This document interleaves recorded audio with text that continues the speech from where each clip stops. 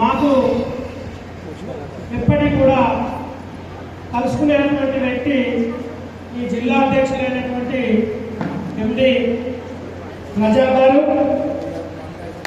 మరి ఈ కార్యక్రమంలో ముఖ్య అతిథిగా ముఖ్య భూమిక పోషించడానికి వచ్చినటువంటి మిత్రుడు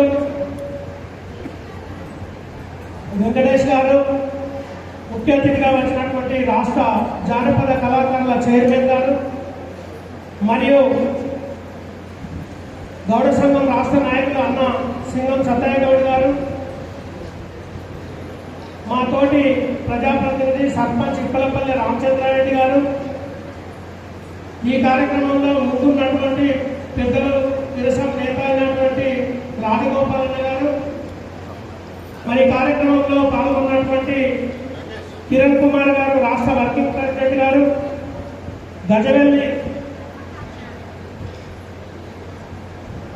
ప్రతాప్ గారు రాష్ట్ర ప్రధాన కార్యదర్శి గారు, దుబాని ప్రవీణ్ గారు రాష్ట్ర ఉపాధ్యక్షులు, మరియు కోట కుమార్ గారు రాష్ట్ర ఉపాధ్యక్షులు.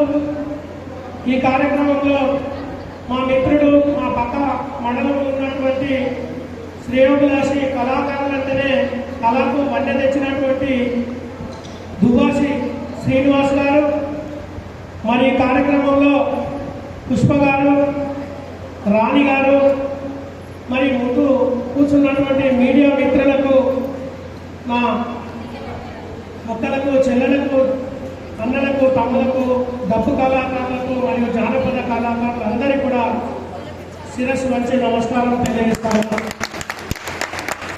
ముఖ్యంగా ఈనాడు చూద్దాం, 2001 మొదట తెలంగాణ ఉద్యమంలో, అంతకుముందు ఉన్నటువంటి 1956 తెలంగాణ తొలి దశ ఉద్యమంలో కూడా సరే మనం చాలా వరకు చూడలేదు.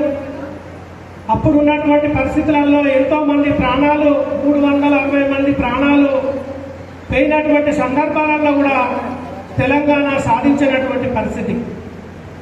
కానీ 2001లో తెలంగాణ ఉద్యమం స్టార్ట్ అయినటువంటి సందర్భాలలో ఆంధ్ర తెలంగాణ కూడా వేరు కావాలి, తెలంగాణ వెనుకబడిన ప్రాంతం, ఇక్కడ ఉన్నటువంటి నిధులు, నియామకాలు, ఆర్థికమైనటువంటి వనరులన్నీ కూడా ఆంధ్ర ప్రాంతంలో ఉన్నటువంటి మంత్రులు కానీ ముఖ్యమంత్రులు కానీ వాళ్ళే దోసుకుంటా ఉన్నారు.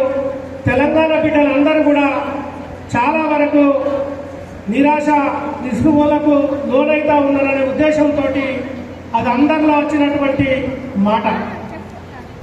యువత కానీ, మహిళా తల్లులు కానీ, ఇటు రైతాంగం కానీ, కుల సంఘాలు అందరూ కూడా 2001 నుంచి ఉద్యమం స్టార్ట్ అయిన నుంచి ఒక్కనాడు కూడా మొక్కమని ధైర్యంతో అందరూ కూడా రాష్ట్ర రోకలతోటి, బతుకమ్మ పండుగలతోటి, బతుకమ్మను కూడా రహదారుల పడి పేర్చి కూడా మహిళా తల్లులందరూ కూడా ఆనాడు ఉద్యమానికి బాసట నిలిచినటువంటి వ్యక్తులు. డప్పు కళాకారులు కానీ, జానపద కళాకారులు కానీ, తర్వాత అనేక రకమైనటువంటి కళలను పోషించినటువంటి వ్యక్తులు కూడా తెలంగాణలో మాకు తెలంగాణ రావాలనే ఉద్దేశంతో ప్రతి ఒక్కరూ ముక్త కంఠంతో పోరాటం చేసినటువంటి వ్యక్తులు. ఇలా మనం చూస్తా ఉన్నాం. మీరందరూ కూడా 2001 నుంచి 2014 వరకు కూడా మేము మీరందరూ కూడా పార్టీలకు అతీతంగా కూడా తెలంగాణ కొరకు పోరాటం చేస్తే మనం ఏం ఆశపడ్డాం, తెలంగాణ వచ్చిన తర్వాత మన బ్రతుకులు బాగుపడతాయి, మన పిల్లలందరికీ కూడా ఉద్యోగాలు వస్తాయి, ఇక్కడ ఉన్నటువంటి నిధులు, నియామకాలు అనేవి అన్ని కూడా మనకే ఉపయోగపడతాయి అనే ఉద్దేశంతో ఆనాడు మనం పోరాటం చేసినటువంటి పరిస్థితి. ఆ ఫలితం ఎక్కడ పోయిందంటే 2014 తర్వాత తెలంగాణ ఏర్పడిన తర్వాత ఆనాడు ప్రభుత్వం ఏదైతే టీఆర్ఎస్ వచ్చిన తర్వాత మనం అందరం కూడా చాలా సంతోషపడ్డాం. చాలా సంతోషపడ్డటువంటి సందర్భంలో కవులు, కళాకారులు, గేయ రచయితలను కానీ, గేయ కళాకారులను కూడా అందరినీ కూడా గుర్తించి మనందరికీ కూడా జీవనోపాధి కలుగుతుందనే ఉద్దేశంతో ఒక ఆలోచన వస్తే 2014లో గత ప్రభుత్వం 10 సంవత్సరాలు పరిపాలన చేసినటువంటి సందర్భాల్లో ఏనాడు కూడా ఎంతో మంది అమరులైనటువంటి త్యాగదనుల ఫలితంతో తెలంగాణ వచ్చింది. తెలంగాణ వచ్చిన తర్వాత కొంతమందికి మాత్రం అమరులైనటువంటి కుటుంబాలను కొద్ది మందిని మాత్రమే గుర్తించి వారి ఉద్యోగాలలో అవకాశం కల్పించినటువంటి ప్రభుత్వం. కానీ లక్షలాది మంది కూడా కనీసం మాకు జీవనోపాధి కొరకు ఒక పెన్షన్ సౌకర్యము, ఏదైతే తెలంగాణ ఉద్యమంలో పాల్గొన్నటువంటి వ్యక్తులందరినీ కూడా గుర్తించి ఒక గుర్తింపు ఉండే విధంగా మాకు పాటుపడతారనే ఉద్దేశంతో చాలా వరకు ఆలోచన చేసిన సందర్భాలలో మనమందరం కూడా చాలా నిరాశకు గురి అయినటువంటి సందర్భం చూస్తూ ఉన్నాం. కానీ ఈనాడు 2023 డిసెంబర్ 9 తారీఖు నాడు ప్రభుత్వం ఏర్పడిన తర్వాత ముఖ్యమంత్రి రేవంత్ రెడ్డి గారి సారథ్యంలో ఈనాడు చాలా వరకు ఏదైతే ఉద్యమకారులను కానీ, కవులను కానీ, కళాకారులను కానీ, జానపద కళాకారులను కానీ గుర్తించాలనే ఉద్దేశంతో మరొక మంచి ఆలోచనతోటి ఈనాడు సాంస్కృతిక సారథి మన స్వర్గీయ గద్దర్ గారి కుమార్తెను వెన్నెల గద్దర్ గారిని సారథి చైర్మన్గా చేసినటువంటి సందర్భం మీరు అందరూ చూస్తూ ఉన్నారు. గద్దరు అప్పుడున్నటువంటి పరిస్థితులలో మాట వింటేనే, ఆయన ఎక్కడికన్నా వస్తేనే అనేక రకాల ఇబ్బంది పెట్టినటువంటి సందర్భం గత ప్రభుత్వంలో చూసినాం. కళాకారులందరూ కూడా ధర్నా కార్యక్రమము, మీటింగ్ కార్యక్రమము పెట్టుకుంటే ఒక్కనాడు కూడా అవకాశం ఇచ్చినటువంటి సందర్భాల్లో గత ప్రభుత్వం లేనటువంటిది మనం చూసినాం. కానీ ఈనాడు ముఖ్యమంత్రి రేవంత్ రెడ్డి గారు మొన్న చూసినాం, ఏదైతే మన తెలంగాణ గీతం జయ జయ హో తెలంగాణ అనే పాటను మనకు పరిచయం చేసినటువంటి అందశ్రీ గారిని కూడా మనం గుర్తించుకోవాల్సినటువంటి అవసరం ఉంది. దయచేసి మీరందరూ కూడా ఈనాడు మనకు ఉన్నటువంటి పరిస్థితులలో తెలంగాణలో రేవంత్ రెడ్డి గారి ప్రభుత్వం ఉంది.